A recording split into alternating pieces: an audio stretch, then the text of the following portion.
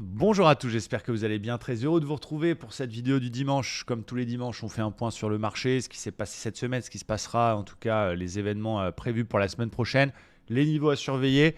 J'ai pas mis les projecteurs, j'ai un peu mal à la tête, donc on est un peu dans le bleu là de mon néon, un peu comme chez Michou. J'ai envie de dire, je suis un peu le Michou du trading, en quelque sorte aujourd'hui. Quelle belle soirée, quelle belle vidéo, j'espère en tout cas. Pour vous, on va faire un point assez rapide dans un marché qui reste toujours aussi compliqué. Ça pourrait se débloquer cette semaine puisque mercredi nous avons la Fed, enfin un rendez-vous important. Alors c'est quasiment acté d'avoir pas de hausse de taux pour cette réunion, bien que la Fed puisse surprendre le marché, mais ça va être surtout le discours de Powell qui va être très très attendu. Qu'est-ce qui va se passer surtout pour la prochaine réunion? Est-ce que on est vraiment à la fin de la hausse, en tout cas du cycle de hausse de taux ou pas? C'est ce que le marché veut savoir et c'est ce que le marché attend. La semaine dernière, il nous a manqué d'un petit peu de justesse technique pour faire une belle semaine. On a eu quand même très très souvent raison, beaucoup d'achats qui sont partis très haut, avec notamment un trade sur lequel on s'est fait stopper pour quelques points pour qu'il aille au TP derrière, une sortie au pair qu'on n'a pas osé prendre qui a fait un ratio de 6. Voilà, il nous a manqué une petite justesse technique. Voilà, je ne sais pas, vous de votre côté, n'hésitez pas dans les commentaires comment ça se passe de votre côté. Est-ce que vous aussi, vous avez parfois des petits problèmes de timing dans ce marché actuel? Est-ce qu'au contraire, vous êtes complètement gavé la semaine dernière? Mettez-moi un petit commentaire, ça fait toujours plaisir. En tout cas, on lâche rien et on va faire que du 5 étoiles, que du beau.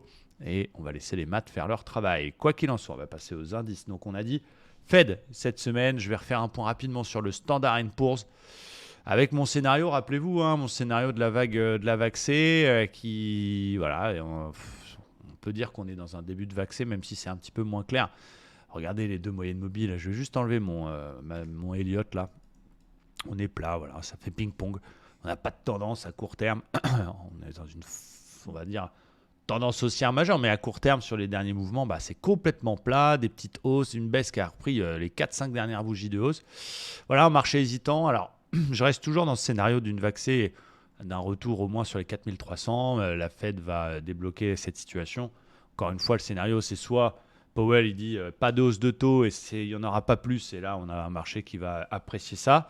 À l'inverse, il peut dire pas de hausse de taux, mais peut-être en novembre. Le marché appréciera moins. Et scénario catastrophique, ce serait que la Fed monte les taux une dernière fois en septembre maintenant.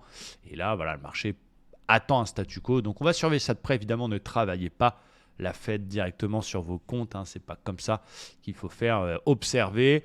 Et j'imagine que lundi, mardi, ça va être plutôt calme. En général, la séance ou les deux séances avant Fed sont quand même assez calmes.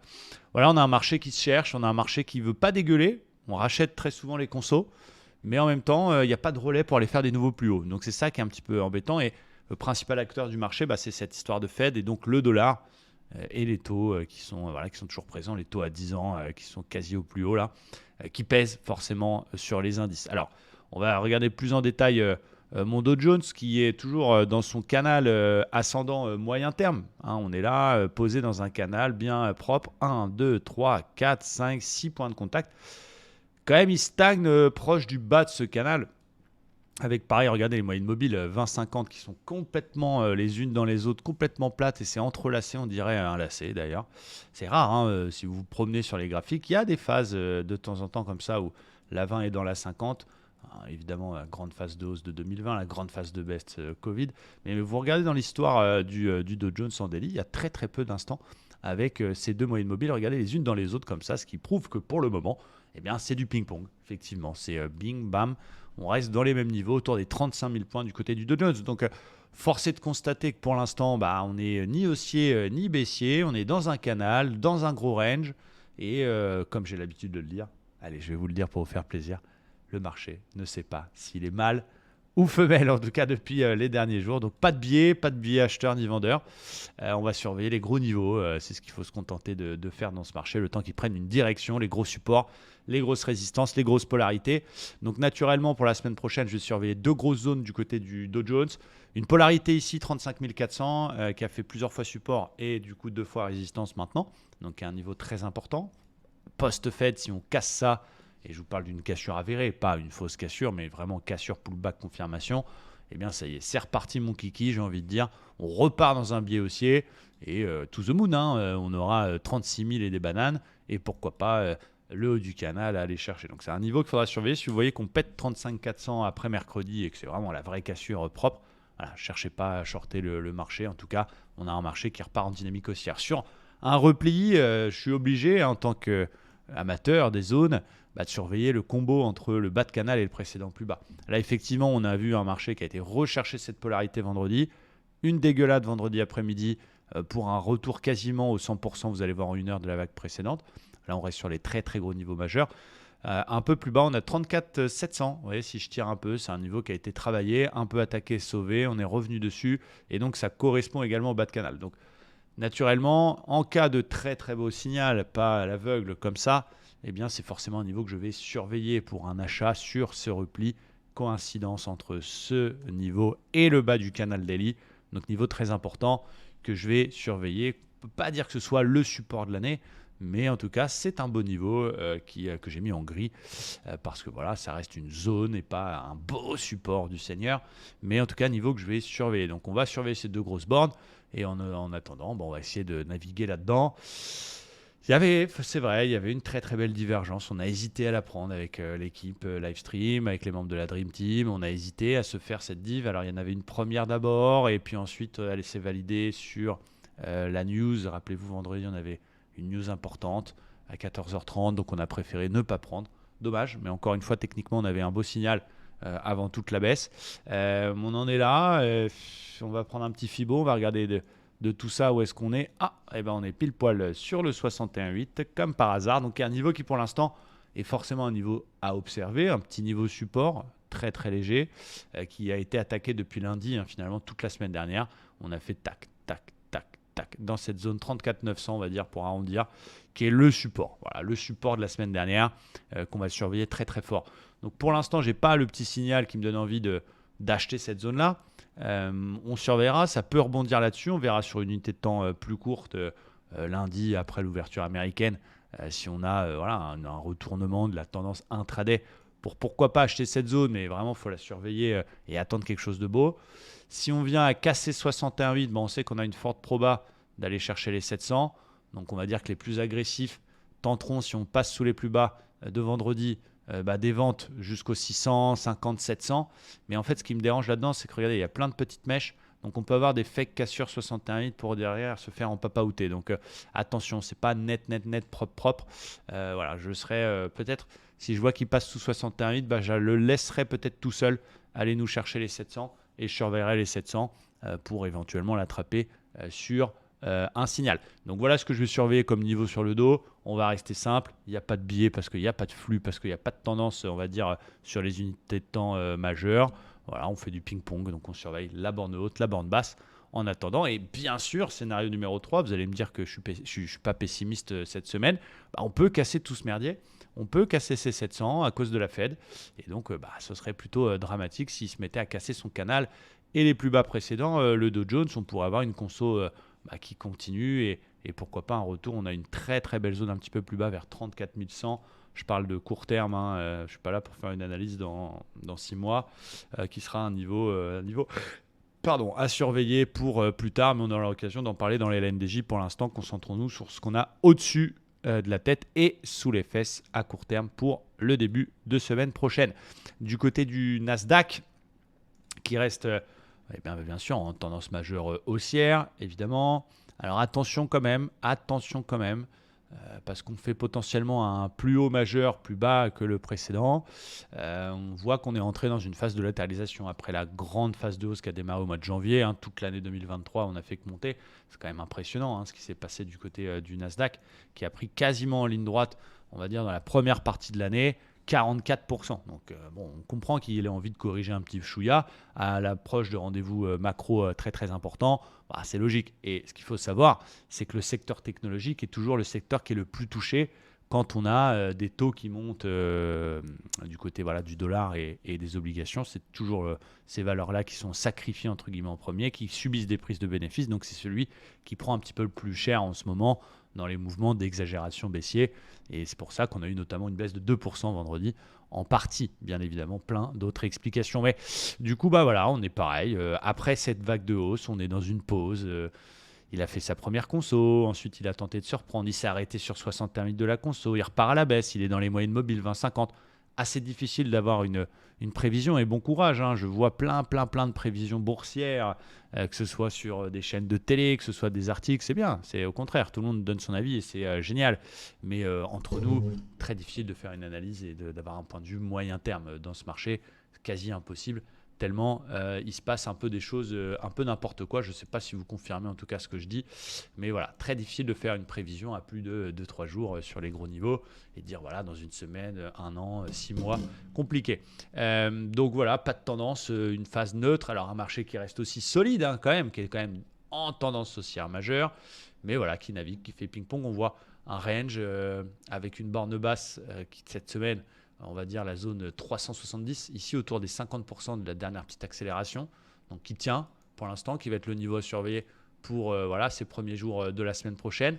Là, on a un peu plus de place si là, ça continue à baisser et qu'on vient casser les 300 pour arrondir. Là, effectivement, je pourrais continuer à chercher des ventes au moins jusqu'aux 15 000. Donc voilà, encore une fois, on fait abstraction, hein, on est sur la technique là pour l'instant, on fait abstraction du rendez-vous de mercredi. Si lundi après-midi, mardi, ça pète les 300, eh bien, on pourrait avoir un retour sur les 15 000 qui est à son tour à un très gros niveau. C'est non seulement un chiffre rond, mais c'est en plus une zone voilà, qui est quand même majeure, qui devient une zone bien évidemment à surveiller pour le fameux reverse en cas de retour. Imaginez, hein, peut-être lundi, mardi, ça consolide, on baisse un peu, on prend des bénéfices avant la Fed. Mercredi, la Fed rassure et le marché rachète les 15 000. C'est un petit scénario voilà, qu'on peut se mettre en tête. Ce n'est pas dire qu'on va le faire absolument. Hein. Je répète, ce sont des analyses et des scénarios, mais quelque chose que je vais surveiller. Et puis forcément, à contrario, on n'est pas obligé de le casser ce niveau-là. Il peut tenir aussi. Donc ça reste dangereux puisqu'on est dans un flux court terme qui est baissier. Mais voilà, regardez les moyennes mobiles, hein, ça c'est zigzag, ça s'entrecroise. Donc c'est un niveau qu'on va surveiller. Forcément, pour ce début de semaine, ça peut tenir. Et si ça tient et qu'on a un beau signal, alors ça peut être une fausse cassure, ça peut être une divergence haussière, ça peut être une vague de Wolf. Voilà, on fait attention, on est en plein dans ma golden, 15 400, niveau forcément qu'on surveille voilà, pour éventuellement tenter un petit quelque chose. Si on voit que ça tient lundi, si on voit qu'on a un beau setup là-dedans, c'est encore trop tôt pour faire le plein et acheter full. Mais voilà, c'est des zones intéressantes dans un ping-pong, dans un range. On achète le bas, on vend le haut. Donc c'est un niveau qu'on va forcément surveiller. Donc on va surveiller 15 400 et 15 003, le 61,8, puis un peu plus loin, les 15 000 tout simplement. Du côté du DAX, je fais assez rapidement parce que le DAX, bon, il est chiant, hein, tout simplement, il n'est pas très cool. Il fait des trucs un peu bizarres. Il tient néanmoins les 15 700, qui est un beau niveau support. Très très belle bougie jeudi quand même, mine de rien. On a rattrapé pratiquement toute la baisse de 1, 2, 3, 4, 5, 6, 7, 8 séances. Donc très très impressionnant. La bougie de vendredi, j'aime pas du tout. On a eu un marché DAX le matin qui a été s'exciter un petit peu et qui est revenu au contact du plus haut précédent, formant à ce moment-là un double bottom parfait. Et les US en correction ont calmé les ardeurs de notre indice allemand qui reste bloqué quand même sous sa moyenne mobile 50. Donc on a un espèce de double bottom qui se met en place sur cette zone 15-700 qui est quand même très solide. Mais voilà, on tente de rebondir, mais on a quand même voilà, des vendeurs qui disent oh, on se calme mon gars, tranquille. Donc on a pour la semaine prochaine des zones à surveiller. On va dire un peu plus joueur, c'est ce niveau ici qui est l'ancien top qui pourrait faire polarité qu'on va surveiller pour éventuellement un petit achat un petit peu joueur. Si ça continue à baisser, on resurveillera les 15 700, qui est forcément le niveau, on va dire, le plus important pour l'instant de l'année. Hein. C'est un support très très important sur le DAX, donc on va surveiller ça. Encore une fois, si ça casse, on le laisse casser, on peut chercher des ventes. Mais si on vient dedans et qu'on a un beau signal, il ne faudra pas hésiter à le tenter. Et puis un peu plus confirmation, c'est voilà, on aurait peut-être un marché qui va stater suivant tout simplement les US attendant la Fed. Et si on le voit péter les 16 200 ou 16 160, pas cassure confirmée, là on valide le double bottom, on casse le précédent plus haut, on pète un niveau résistance. Et là c'est reparti comme en 14. On a du gap à combler, on a du niveau 16 700 à aller chercher. Voilà, ça va être passionnant en tout cas techniquement ce qui va se passer cette semaine. Voilà, j'ai vraiment hâte d'être mercredi particulièrement pour pour la Fed et voir un petit peu ce que ça nous prépare. Est-ce que ces indices vont nous faire? Est-ce que la Fed va nous dire, bien sûr? Côté gold, j'aime bien ce qui se passe du côté du gold parce que malgré un dollar, il faut savoir qu'ils sont très corrélés, vous connaissez l'histoire. Le dollar, le gold cote en dollars, il y a un mouvement mécanique avec quand le dollar monte, le gold baisse et vice-versa. Et là, c'est intéressant parce que le dollar est quand même en train de faire des plus hauts, a fait un nouveau plus haut jeudi, etc. Mais mine de rien, on a quand même un gold qui tente de se retourner. Donc qui va un petit peu faire mentir cette théorie de corrélation entre le gold et le dollar avec un plus bas qui est plus haut que le précédent. Donc on n'a pas encore retourné la théorie de dos, on reste dans un fond, je parle dans une unité daily, hein, on reste dans un fond baissier sous les moyennes mobiles, etc. Mais c'est intéressant quand même, la première étape d'un retournement de la théorie de dos, de la structure, si vous préférez qu'on emploie ces mots-là, il n'y a pas de problème, c'est de faire un plus bas plus haut avant de faire un plus haut, ou vice-versa. Et du coup, c'est intéressant, avec une espèce d'étoile du matin, très très sympa. Donc c'est peut-être, voilà, il y a deux plans. Le plan un petit peu plus safe, c'est d'attendre qu'il valide le double bottom daily, hein, qui passe au-dessus des 1970 pour repasser acheteur. Donc ça, c'est ceux qui, voilà, ils ne se prennent pas la tête, ils ne font pas du day trading, c'est plus du swing. Ils se passeront acheteurs en tout cas, quand on aura pété ce double bottom et au-dessus des 1970. Et il est un peu plus agressif, ce que moi je vais surveiller pour ce début de semaine, même si, voilà, encore une fois, avoir une position sur le gold, une semaine sur la Fed, avant mercredi, ça restera très dangereux, mais il y aura peut-être un petit truc à faire d'ici là. C'est vu qu'il a pété la petite résistance là qu'on voit ici, qui encadrait on va dire la deuxième jambe du double bottom, eh bien, on a très souvent des retours. Si on vient nous refaire un petit retour là-dedans, dans la zone 1930, histoire de bien pullbacker comme il faut, et de venir rechercher un petit peu ces plus bas là, ça peut être un niveau un petit peu plus joueur, mais un petit peu plus sympa, un peu plus technique pour essayer de travailler un achat vers les 1920, 1925, 1930, toute cette zone ici qui tient et que je vais surveiller très très fort pour la semaine prochaine. Pour le pétrole, eh bien, on avait vu un très très beau fanion 4 heures. Il y avait deux choses qui nous intéressaient. Je vous en ai parlé dimanche dernier. C'était le niveau 83 en cas de pullback et le petit fanion qui était alléchant, une figure de continuation, eh bien, qui marche et qui continue cette hausse et avec un très très beau mouvement haussier. Alors attention, on arrive quand même sur un order block daily qui est quand même assez important. Mais voilà, ça continue, on n'a pas de signal de retournement à court terme. Donc bravo à ceux qui ont pris ce fanion. Pétrole très haussier, ça a un poids évidemment sur les indices, ça joue également sur l'inflation indirectement. Donc voilà, pétrole haussier. Il y a beaucoup de pays qui ont intérêt d'avoir un pétrole haussier. On a notamment plusieurs producteurs de pétrole qui ont resserré la vis, un petit peu baissé leur production de façon à maintenir des prix hauts. Ils en ont besoin. Donc voilà, c'est un peu artificiel, mais c'est comme ça. Et donc voilà, ça a un impact sur notre vie au quotidien. Donc un pétrole qui pourrait retourner aux 100 dollars dans pas longtemps. En tout cas, pour l'instant, on est très haussier. Côté Forex, j'ai pas beaucoup de paires, hein. Le Forex est à l'image des indices. On est un petit peu en PLS du côté du FOFO. Il y a quelques paires un peu intraday, on va dire, que je vais surveiller. Il y a l'euro-yen que j'aime bien, qui est une paire qui est en range, avec une borne basse vers les 157 pour arrondir, une borne haute vers les 159,50. Il y avait une petite div sympa sur le bas de range. Eh bien, on pourrait resurveiller ce bas de range si jamais on vient le rechercher et qu'on a de nouveau un signal. J'aime bien les configurations type fausse cassure, hein. Donc on casse, on réintègre, on fait un plus haut, on vient rechercher et on va aller chercher le haut. Donc pourquoi pas surveiller ce range, en tout cas sur l'euro-yen qui est plutôt pas mal, qu'on va surveiller très très fort. Il y a un peu la même chose sur le CHF-JPY, mais en 4 heures, un range un petit peu dans le même style qu'il faut surveiller fort sur le CHF-JPY, voilà, qui est pas mal, un petit peu moins propre. J'avais l'USD4 si mes souvenirs sont bons. Ouais, très beau plan également là qui est vraiment sympatoche.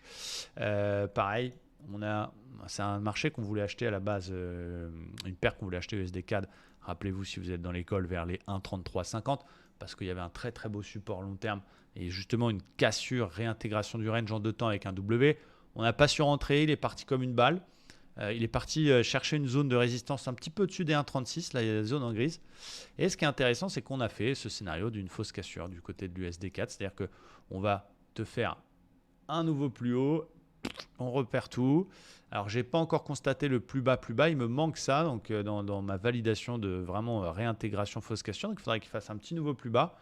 On attend un petit rebond pour essayer d'aller chercher un meilleur point d'entrée autour de 61,8 du mouvement de réintégration pour essayer de travailler un short par ici pour aller chercher de nouveau le support avec un stop un peu au-dessus des plus hauts. Donc je pense que vous comprenez bien l'histoire. Donc ça, c'est un truc que je surveille. C'est un scénario, encore une fois, comme un autre, mais prudence. Il n'y aura pas de trade dollar ni mercredi, ni mardi. Peut-être lundi s'il y a des petites div 1 heure, des choses comme ça.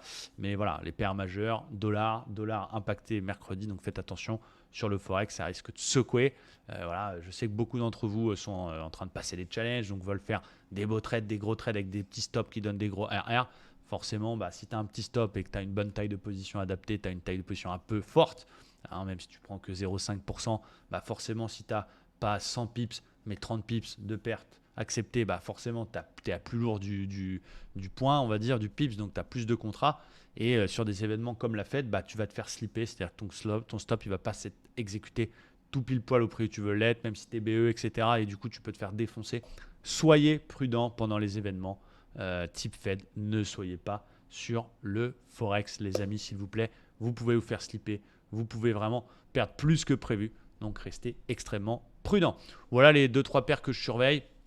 J'ai pas été encore trop dans le détail parce que voilà, d'habitude je fais avant la vidéo du dimanche un petit peu toutes mes analyses Forex, tous mes plans. Là, je sais qu'il y a la Fed, donc je sais que ça va être complètement chamboulé. Donc on va pas non plus faire ça pour rien. Et puis voilà. Donc une vidéo peut-être un petit peu plus courte que d'habitude. Mais j'essaie de vous accompagner au quotidien avec les LNDJ. Et d'ailleurs, en parlant d'accompagnement, voilà, il y en a beaucoup qui me demandent ouais, tu peux nous donner un bouquin à acheter. Je vous conseille un livre, les mecs. S'il y a bien un livre que je peux vous conseiller, Mark Douglas. C'est pas Mark Morrison, c'est Mark Douglas. Trader, entré dans la zone. Alors moi, quand j'ai vu ce titre-là, je me suis dit, c'est un mec qui va parler des zones, tu vois, sur les graphiques, trader les zones, etc. Bon, ça me tentait pas trop. Puis après, j'ai compris que c'était un coach en psychologie. C'est un gars qui a fait plus de 20 ans de coaching à Chicago sur les traders qui sont sur le pit, etc. Donc, on parle de très très haut niveau, mais aussi les traders particuliers. 20 ans de coaching psychologique autour du trading. Ce livre, il va changer votre vision du trading. Vraiment. Moi, ce livre, il est complémentaire avec ce que je fais au quotidien, à la fois en tant que trader, mais à la fois aussi en tant que coach. Il est complètement avec mon discours de prudence, de vision long terme, etc., et de psychologie et de l'impact de nos émotions sur notre prise de décision. Vous voyez, ça m'arrive aussi, après plein d'expériences, au bout de quelques années, on a le droit des fois d'avoir un peu peur. Mercredi, j'ai hésité à prendre une cassure d'opère, je vais vous la montrer, très très intéressante. Je me suis un peu, excusez-moi du terme, un petit peu chié dessus parce que peut-être un petit peu plus sensible en ce moment, un peu moins de réussite. Donc voilà, j'ai hésité à prendre cette cassure d'opère et puis j'aurais pas dû puisque évidemment elle a fait un ratio incroyable. Et donc encore moi à mon niveau, ça m'arrive d'être parfois un petit peu faut chier.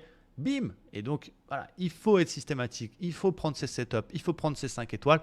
Et bien sûr, la technique elle est importante. Je suis pas en train de vous dire que tu fais pile ou face, c'est pareil, mais la tête va faire la différence, la gestion d'émotions. Et voilà, pour ceux qui ont le sentiment un petit peu de bloquer sur des choses et qui papillonnent, ils vont voir différentes stratégies, différentes méthodes. Dès qu'ils perdent 3 trades, ils changent de technique. Bien, vous allez vite comprendre que c'est surtout vous, votre premier ennemi, et que il faut avoir complètement une autre vision des choses. Et voilà, je ne suis pas affilié à Mark Douglas, je ne vous dis pas ça pour que vous achetiez absolument son livre et que je touche une com. Voilà, il est génial, je vous le conseille, ça vaut 40 €. Faites-vous plaisir, vous allez énormément progresser, énormément vous bâtir une sorte de plan d'action. Très bon bouquin. Voilà, moi je ne suis pas un grand lecteur, je ne vais pas vous jouer le gars qui lit des livres à tous les jours à 7 h du matin. Je crois que le dernier livre que j'ai lu, ça va être Harry Potter. Mais blague à part, il est vraiment génial. Je vous le conseille fort et peut-être que quand je l'aurai terminé, je vous ferai un petit résumé sur YouTube. En tout cas, je suis content de vous le proposer. Bitcoin pour finir le Bitcoin. Qu'est-ce qui se passe sur le Bitcoin? Voilà, on est toujours dans cette zone accumulation un peu au-dessus des 25. On voit que cette petite polarité quand même, elle fait son job, le Bitcoin. Mais du coup, il est comme ça dans sa popo. J'aime bien la réaction qu'il a eue. Tout le monde croyait qu'il allait dégueuler parce que c'était sur la session de mardi, je crois, ou lundi. 11 septembre, on a eu une petite baisse. Mais il s'est repris. Bon, il accumule dans cette zone. On fait ping-pong. Il y a eu un mouvement d'accélération avec une news sur un procès en cours pour des ETF. On est revenu tout en bas. Et pour l'instant, c'était Grayscale, je crois, le résultat avec la SEC, etc. Et là, on est autour 25-26. Zone d'accumulation. Encore une fois, pour l'instant, moi, je continue mes DCA. J'achète, j'accumule. Des petites sommes que je peux me permettre qui n'ont même pas d'impact sur ma vie de tous les jours. Et puis, voilà, on n'est pas encore dans le bull run. Je lis, oui, le bull run se prépare, les grandes institutions, etc.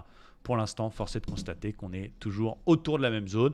C'est 32, toujours le niveau. Mais c'est une zone, j'aime bien accumuler sur ces niveaux-là. Et c'est une zone que vous pouvez accumuler un niveau polarité comme ça. On peut avoir conscience que ça puisse baisser derrière. Attention, c'est pas sûr que ce soit le point bas. Mais c'est un niveau sur lequel c'est intéressant de remettre un petit billet dans une vision long terme. Donc voilà, il n'y a pas grand-chose à dire. C'est bien tant qu'il tient les 25. Évidemment, s'il vient les casser, ce sera plutôt pas une bonne nouvelle. Mais tant qu'il les tient, c'est plutôt sérieux. Voilà ce que j'avais à vous dire aujourd'hui. Donc vidéo un petit peu plus courte que d'habitude. Hâte d'être mercredi pour voir ce que la Fed nous réserve. Hâte d'être demain même pour commencer notre activité. Parce que c'est vrai que quand tu es passionné de trading et quand c'est ça qui t'anime et que tu as ça dans le sang, c'est long le week-end, hein, on va pas se mentir. Donc voilà, j'ai hâte de retrouver les membres de l'école dès demain matin pour le Morning Live. Et puis merci à tous d'avoir suivi cette vidéo. Je vous souhaite une belle semaine de trading. Je vous donne rendez-vous chaque matin dans les LNDJ. Et je vous dis à très bientôt. Ciao, bye bye.